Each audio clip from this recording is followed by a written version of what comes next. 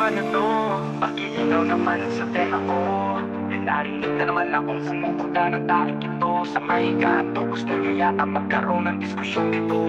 Uy, tila yata ang dami ng umaalma. Akala naman porket kilala ay big boss na. Gustong bumalik sa linya, kaya kung sino-sino binabara. Dinamay pa talaga sa lista ang mais ng lima.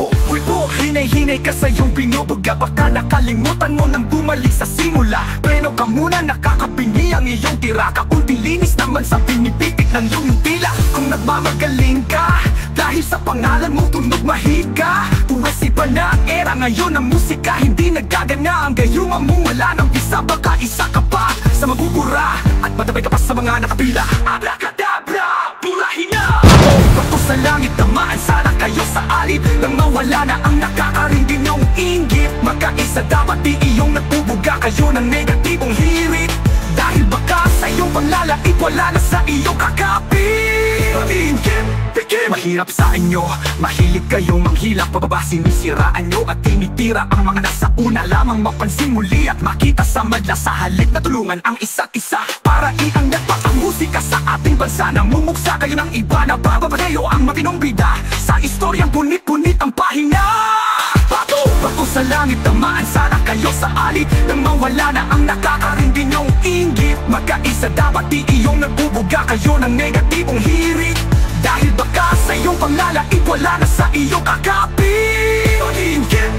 Hindi nakaka-proud ang isigaw ng loud. Ang kantang walang sound. Why can't stay your feet back on the ground? Para ka ng libro na inaanay sa lost and found. Sinasabi ko na, damay nyo na ang iba.